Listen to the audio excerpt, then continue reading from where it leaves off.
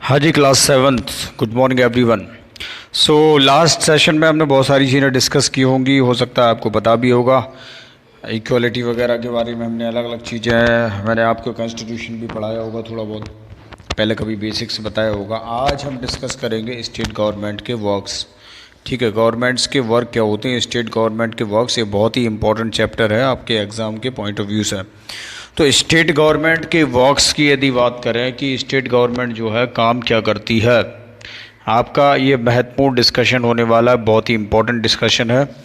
और I hope आपने last session में क्या पढ़ा था आप उसको एक बार रिवाइज कर लेंगे साथ साथ में, तो आपको समझने में बहुत इजी हो जाएगा। सो गाइस, आपने लास्ट सेशन में जैसे इक्वालिटी पढ़ा था, मैंने आपको बताया था कि सभी लोग इक्वल होते हैं, उनमें कोई डिस्क्रिमिनेशन नहीं होता। मैं रिवीजन पे ज़्यादा फोकस करता हूँ क्योंकि I believe revision is the most important things. Okay, equality पे फोकस किया था जिसमें मैंने आपको कुछ फंडामेंटल राइट्स बताए होंगे कि right to equality, right to freedom of religion, right against constitutional rights, cultural and educational remedies. तो इक्वलिटी होना क्यों ज़रूरी है, इक्वलिटी नहीं होगी तो फिर तो प्रॉब्लम होगी, फिर तो आपको पढ़ने का अपॉर्चुनिटी मिल ही नहीं पाएगी। तो इक्वलिटी का मतलब ये होता है। दूसरी चीज़, मैंने दूसरा चैप्टर पढ़ाया था कि role of the government in health में गवर्नमेंट का क्या रोल होता है, क्योंकि गवर्नमेंट हॉस्पिटल्स बनाती है। अब जैसे मैंने आपको एक केस स्टडी बताई थी कि एक व्यक्ति बीमार हो गया, उसको 8 गवर्नमेंट हॉस्पिटल में भर्ती नहीं कर रहे थे, एडमिट नहीं कर रहे थे, उसने प्राइवेट में एडमिट किया, और प्राइवेट में जब एडमिट किया तो उसका बिल बहुत ज़्यादा बन गया जो वो पे करने में सक्षम नहीं था। He is not eligible to pay. तो दैट्स वाई गवर्नमेंट कैसा डिसीजन होना चाहिए था, ये मैंने आपके ऊपर छोड़ा था, आपने हो सकता है डिसाइड किया होगा। तो इसलिए हमें समझना on equality, role of the government in health is the most important things, its plays a tremendous and vital role. So guys, we are going to discuss the most important topic which is known as how the state governments works. State की government कैसे काम करती है. I'm not talking about the central or anything else. I'm talking about the state government, how state government works. ठीक है. तो MLA क्या होता है? MLA कुछ नहीं होता, समझिए. MLA एक विधायक बोलते हैं हिंदी में. विधायक का नाम तो सुना होगा आपने. एमएलए का मतलब होता है मेंबर ऑफ लेजिस्लेटिव असेंबली.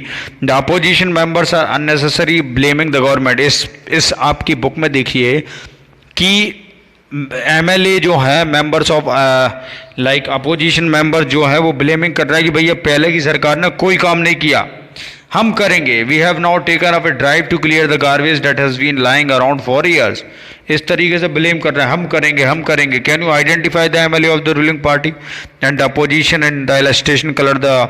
इस तरीके से वो बताया गया है जो खड़ा हुआ व्यक्ति है वो एमएलए है और वो ब्लेम कर रहा है कि यार ऐसा कर दिया, पिछली पार्टी ने कोई काम नहीं किया, और उसके ऊपर पूरी तरीके से क्रिटिसाइज कर रहा है. तो this should not be there. ठीक है. अब समझिए, इंट्रोडक्शन समझिए, गवर्नमेंट कैसी कैसी होती है. स्टेट गवर्नमेंट की बात कर लें तो state government works at 3 level. Local level पर वर्क करती, स्टेट लेवल पर करती, नेशनल लेवल पर करती. नेशनल की नेशनल हो जाती, सेंट्रल लेवल पे जाती, स्टेट की स्टेट आ जाती, और लोकल गवर्नमेंट भी होती है. So who is MLA? ध्यान से सुनना, एमएलए कौन होता है. एमएलए होता है member of the legislative assembly. Question में आ जाएगा, एमसीक्यू में हो सकता है पूछ ले, what is MLA. Member of the legislative assembly are elected by the people. They then become members of the legislative assembly and also form a government. Members of the legislative assembly, MLA, are elected by the people. Okay. They then become members of the legislative assembly and also form a government. और वो government भी बनाते हैं. Every state in India has a legislative assembly. Each state is divided into different areas or constituencies. हर एक state की एक legislative assembly होती है और हर एक स्टेट जो है डिवाइडेड है डिफरेंट एरियाज की कॉन्स्टिट्यूंसीज में. फॉर एग्जाम्पल ले लो भैया, एक हिमाचल प्रदेश जो है डिवाइडेड है 68 असेंबली में. From each constituency the people elect one representative who then become a member of the legislative assembly. और क्या होता है कि जैसे हिमाचल प्रदेश का एग्जाम्पल ले रहे हैं तो पीपल जो है वो इलेक्ट करते एक रिप्रेजेंटेटिव को, वो बनता है एमएलए. ये चीज़ें समझना बहुत ज़रूरी है कि एमएलए कौन बनता है, एमएलए होता क्या है, हमने क्या पढ़ा, वो ध्यान से समझना बहुत ज़रूरी है. स्टेट गवर्नमेंट तीन प्रकार की होती है, लोकल लेवल की होती है, स्टेट लेवल की होती है, सेंट्रल लेवल की होती है। सेंट्रल को नेशनल बोल देते हैं, नेशनल गवर्नमेंट बोल देते हैं। तो ये तीन प्रकार की होती है, समझना। अब कॉन्स्टिट्यूंसीज क्या होती हैं? कॉन्स्टिट्यूंसीज होती हैं, every state is divided into small areas called constituencies which is a specified area covering one or more district. Each such constituencies has an elected representative who is a member of the legislative assembly। आपने विधायक देखा होगा, ध्यान से सुनिएगा, बिल्कुल आराम से पढ़िए। आपने विधायक देखे होंगे, एमएलए, एमएलए, एमएलए मतलब होता है विधायक, ठीक है। MLA member of the legislative assembly. MLA जो होते हैं वो क्या करते हैं, हर एक स्टेट की अपनी अपनी छोटी छोटी स्मॉल एरियाज़ के हिसाब से कंस्टिट्यूंसीज होती हैं, और हर एक एरिया एक स्पेसिफाइड एरिया को कवर करता है, जो डिस्ट्रिक्ट को भी कवर करता है। Each such constituencies has an elected representative who is a member of the legislative assemblies, ठीक है। जो लेजिस्लेटिव असेंबली का मेंबर होता है, और हर एक का अपना अपना क्राइटेरिया होता है। इसमें देखिए पिक्चर में आपको समझ आएगा कि state legislative assembly consist of not more than 500 members and not less than 60। जो स्टेट की जो लेजिस्लेटिव असेंबली होती है वो 500 से ज़्यादा मेंबर नहीं बना सकती है, और 60 से कम मेंबर नहीं बना सकती। एमसीक्यू में आ सकता है भैया, याद कर लीजिए, ठीक है। I am very very serious with you, that's why you need to pay full attention.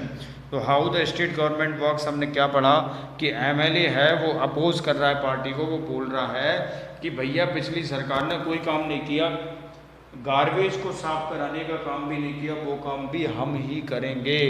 They are just like the opposing the other parties, it should not be there like in most of the time.